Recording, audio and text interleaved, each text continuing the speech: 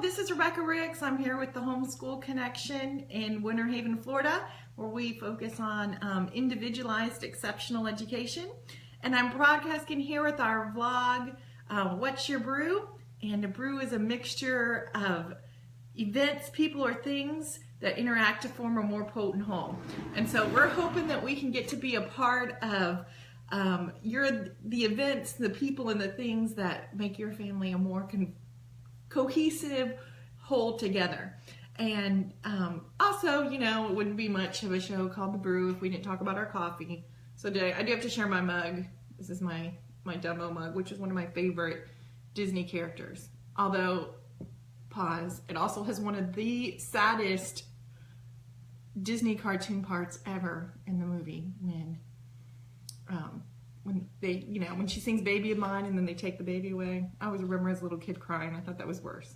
That and Bambi are like the two saddest Disney cartoons ever. I guess that's older, but so we're doing that. And I also want to point out today we're using a different background. Our awesome background for today is one of our other classrooms where we have some built-in bookshelves. And I want to try to show a part of our building every time we do it because we really do have we're blessed to have this really awesome building. So, and I love bookshelves. I'm taking my dining room right now and changing it into a library with bookshelves all the way around. So I think books are like one of my favorite things in the whole world. So today we're in here. We call this room the striped room because the wallpaper is striped. I guess we need to get a better name. We could call it the library, but we have another room that we call the library. So today I'm going to kind of break it up and we're talking about the pros and cons of advanced high school programs. And I did a lot of research on this, and surprisingly there is not a lot of information out on some of these programs. Some are a little bit better known than others, but I'm really going to break down what they are and what's good and what's bad about all of them. First I'm going to do dual enrollment versus collegiate high school. We're going to talk about those a little bit. Then I'm going to talk about AP because that's kind of in its own program, and then IB and Cambridge, we're going to go together. And so there's a lot of information to go through, so I'm going to try not to go too fast through it, but dual enrollment and collegiate high school. Okay, so here's the big difference. Dual enrollment, you can still be a homeschooler or a private school student. So you belong to another school, you're just going to your local community college and taking a class there with dual enrollment. In the state of Florida, for dual enrollment, if you are a public school student, it is completely free to dual enroll. If you are a private school student or a homeschooler, it is going to cost you books to dual enroll. And I don't know if you know anything about college books, but they can be a little expensive. So that's kind of something to put into consideration. And sometimes the books, you know, are a couple $100. Especially if you're taking a math or science class. I have a degree in advanced math, and most of my math books were super, super expensive. In fact, side note, my husband has an engineering degree, computer engineering, and he had to take calculus and all these really hard classes, and he couldn't resell his books because, you know, they update, so we still have all those. So if anyone needs calculus or circuits or physics books, we actually do have his old physics books from like 15 years ago when we graduated from college. You know, we have them, just FYI. Actually, when we first got married, we had a bed that kept like falling through, and we used all those textbooks that we had to keep the corners of our bed up. So they came in useful. So keep your old college books, guys. You never know what you can use them for. So collegiate, if you go to dual enroll, you have to pay for your college books.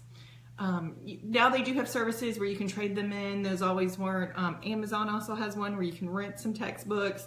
I've heard people say not to buy the textbook till a couple weeks in. Make sure you're going to take that class, but don't spend the money. So that's the difference. If you're going to take a college class, if you're going to dual enroll, you are still your own boss when you dual enroll. So if you are a private school student, you get to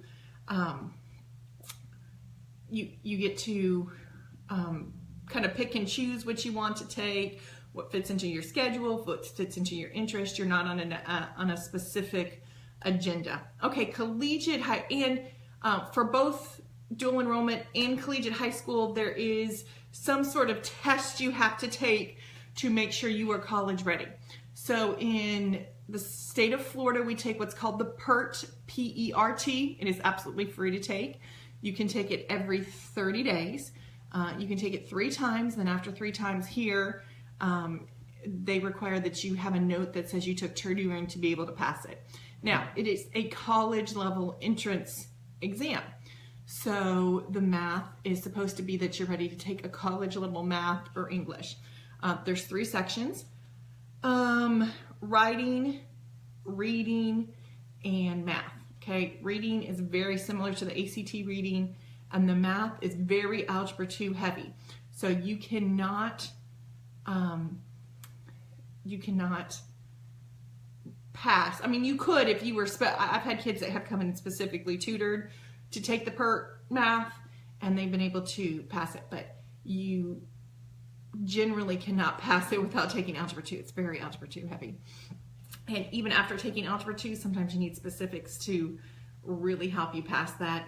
And the reading, if you are not used to ACT reading, which sometimes private school, we don't always prep or do that type of reading.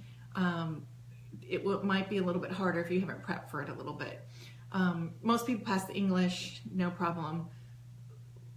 Few people have trouble on the reading. A lot of people have trouble on the math. Math is pretty intense on the PERT. And so in Florida, you can take the PERT in 10th grade, and you can take 1 college class as a 10th grader. As a junior or senior, you can take, I believe it is 5 or 6 a semester. I believe 5 or 6 a semester. I don't remember what it is specifically. So you can take as many as you want. And so I guess a con would be if you dual enroll, you got to pay for your books. Pro counts toward free college. Yay, who doesn't want free college? I guess you still pay for it. Your taxes pay for it.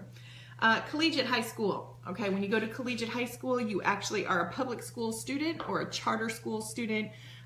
There are charter schools here, and or magnet schools. Some states are not, but usually they are a charter school or magnet school, a special school. Ours are only for 11th and 12th grade because you can only dual enroll full time in Florida as an 11th and 12th grader. The advantage of going to collegiate, it's like going to a regular high school. Now, usually they don't have sports, but you can play sports for the school you're zoned for. In Florida, you can. You have a great guidance counselor. A lot of times you can earn your associate's degree while you're still in high school.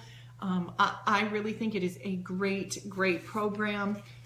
You know, you can do college courseworks. You know, you can take classes that wouldn't necessarily be offered at a regular high school. You can change your majors. You can kind of figure out what you want to do in high school. It can kind of help you find your area of interest. A lot of good things about collegiate. Bad. Couple things I've heard bad. Here's the bad. That I've heard parents say why they wouldn't put their child into collegiate. Do I want my 15, 16-year-old taking college classes with a 21, 22, 23-year-old? You know, I guess my buffer would be, yeah, that's what's going to happen. Number 2 would be another disadvantage would be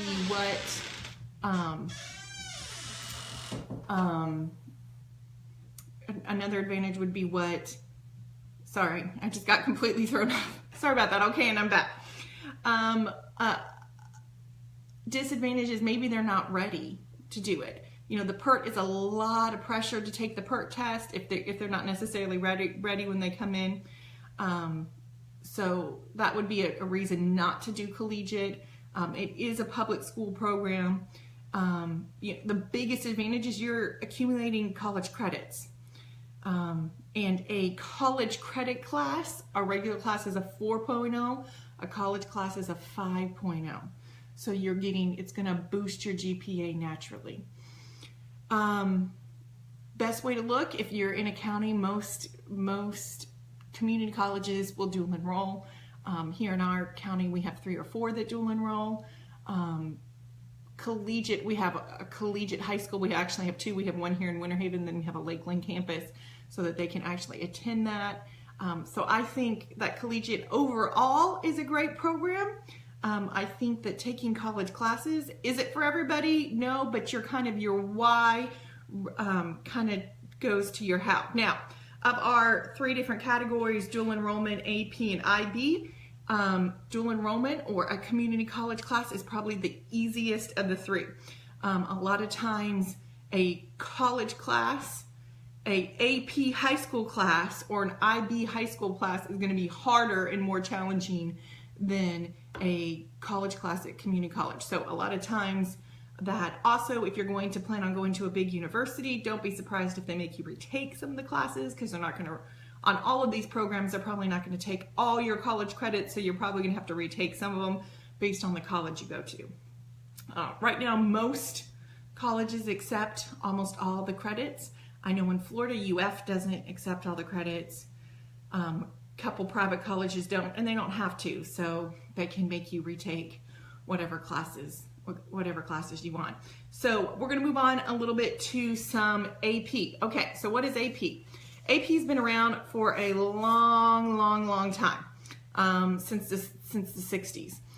And it is by the College Board certified. So College Board is who does the SATs and ACTs.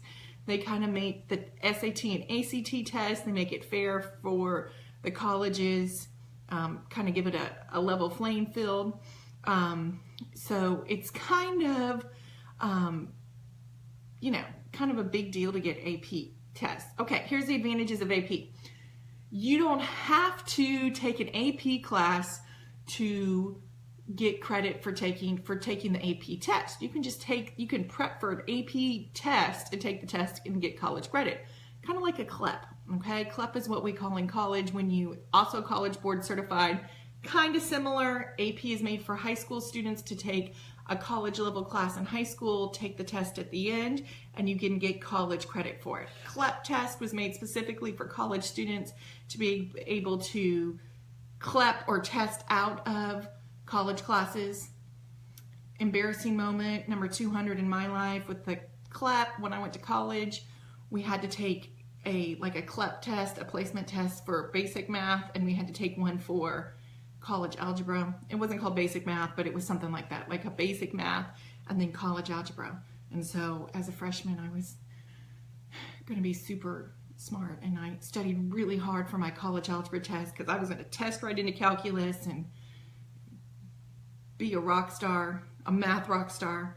And so, and my math teacher said, make sure you study for the basic math one.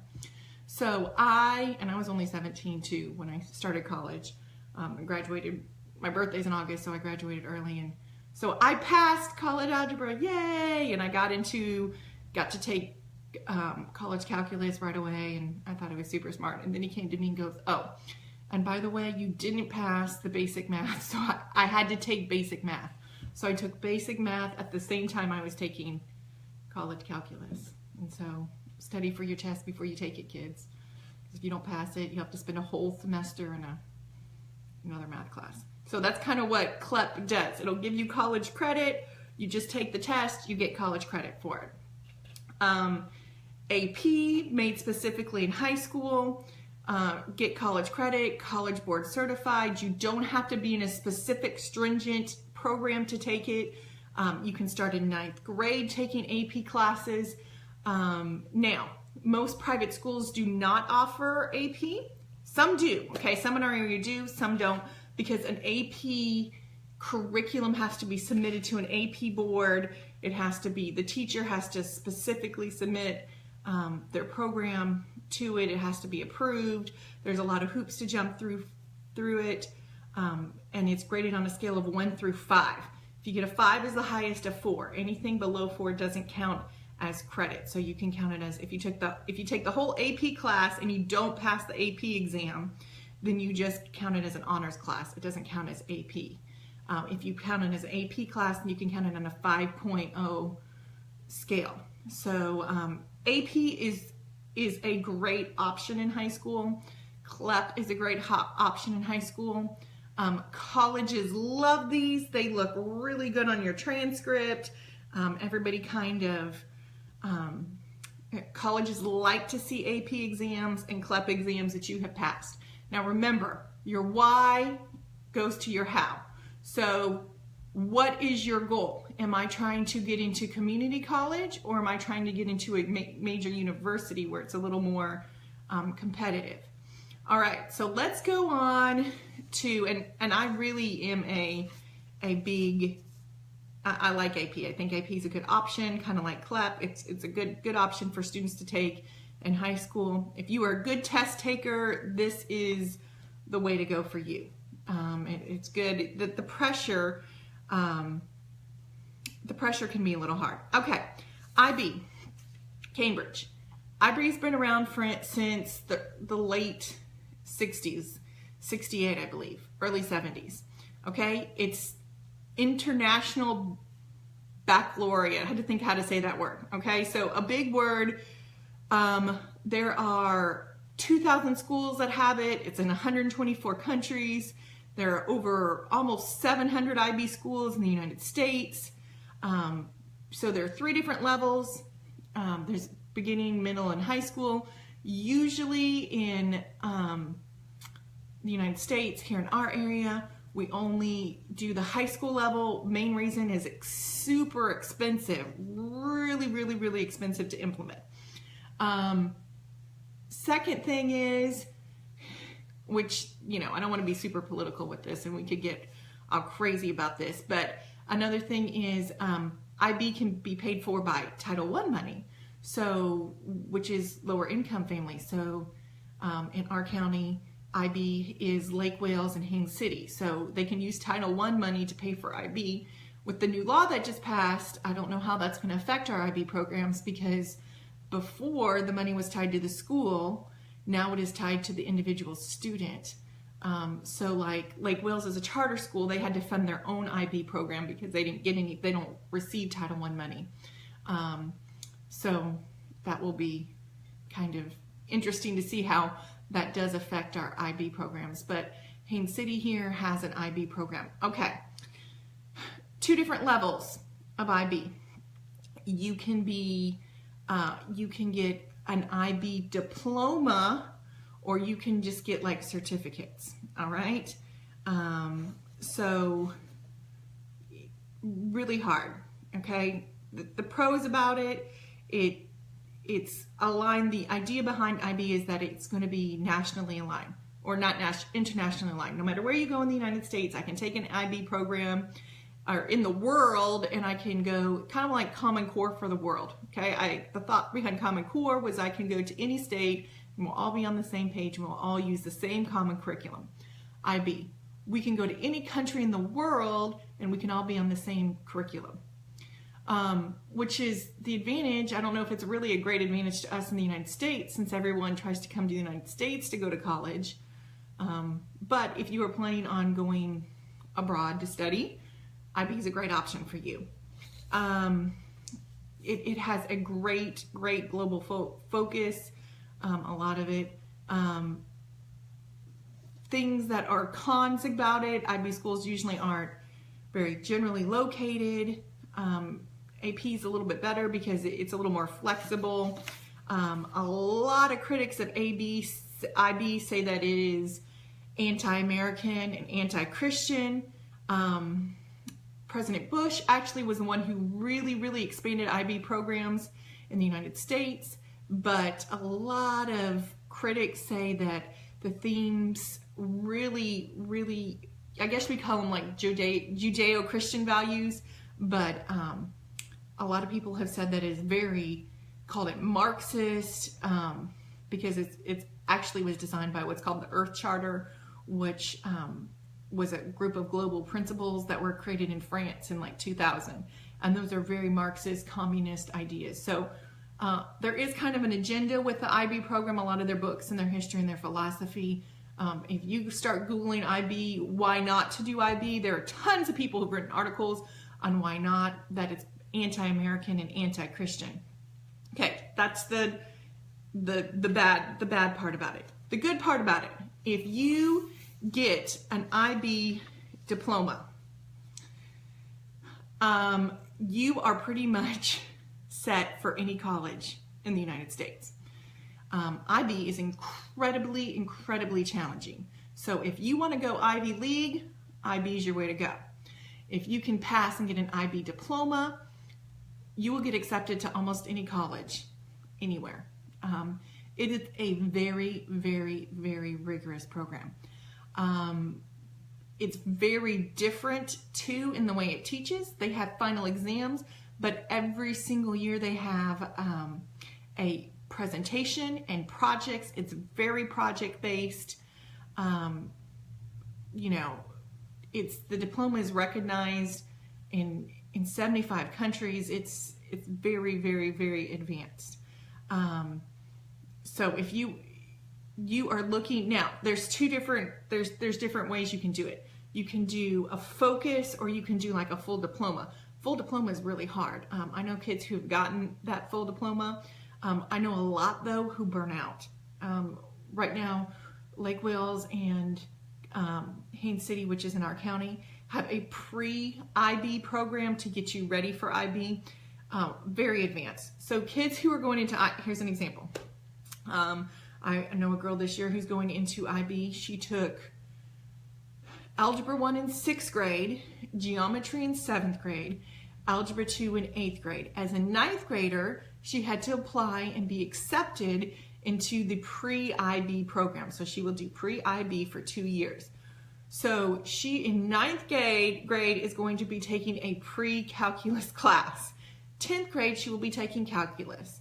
11th grade, she will go on and do more advanced math, college math, different things. So if you're thinking about taking, you know, those are a very advanced student. What I also see in 9th and 10th graders when they go into the pre-IB is they get burnt out because the classes are really hard in 9th and 10th grade.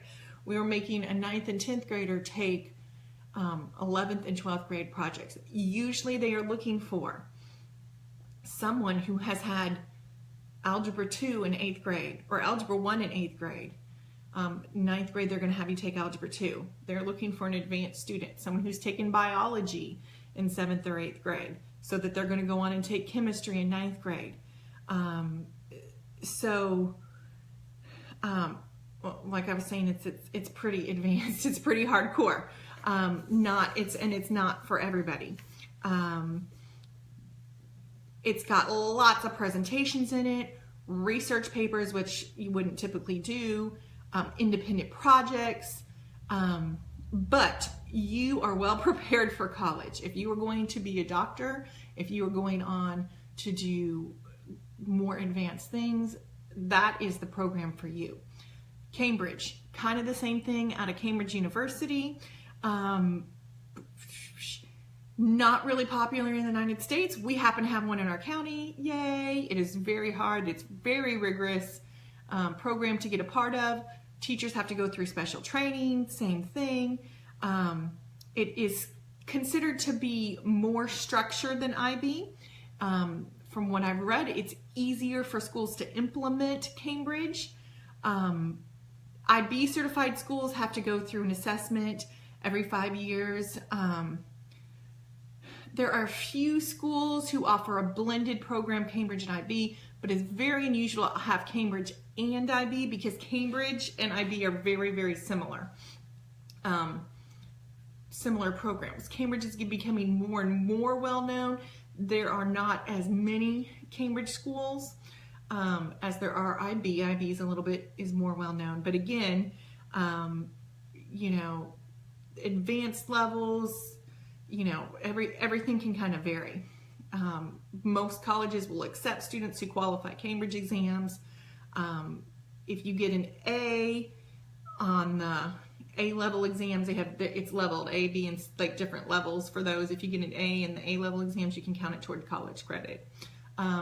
It's a little more complicated on how to get college credit, but again, you went through a Cambridge Academy on your high school transcript or your high school resume, you're going to be able to be very, very, very much more well received into classes. So if we're talking about levels of difficulty, Hardest is IB. Cambridge is right up there. Very, very intensive. If you are focused on an Ivy League, Cambridge, IB, way to go. AP test, also great, gives you a little more flexibility. AP class and tests are very advanced, pretty much well known wherever. You know, great. Bottom would be collegiate. Harder, you are taking college classes in high school. College level, your classes may not transfer, your associates may not transfer, and it's becoming more and more common now for people to have been to collegiate, dual enrolled, taking classes in high school. So really, it's up to you. What are you looking for? What are your plans? What are your aims in the future of doing? So I hope if you have any questions, that's a lot of information in a short amount of time, I know, and we might need to go into it in more detail later. It's, you know, it's kind of interesting. If you have any questions, please let me know. Please comment. If you're looking for what program you think is right for you, kind of think, you know, these aren't for everybody. They're great. I personally was kind of an anti-collegiate person at first, but I just think it's a good experience for them. A little bit step up some of those high school classes, AP, study for the AP exams. It is good. If your child can handle it, take it. And if they, you know, it's great for them to have the experience of at least taking a college class or an AP class or something like that. So while I was thinking of it, I'm going to wrap up here. If you can, like our video, share our video. We're trying to get 5,000 followers right now. We're kind of close, so share it with us. Invite your other friends to come watch. Next week, our topic is, does my child need a tutor? And that's a good question, because a lot of times I get asked that a lot. What do you think? Does my child need a tutor? And we will talk about those things. We will have a parent's guide for tutoring available for you, something that we've kind of put together. So think about us today, have your cup of coffee, and enjoy your day. Remember, what's your brew on the Homeschool Connection, and hope to see you next week at Tuesday at 9:15-ish.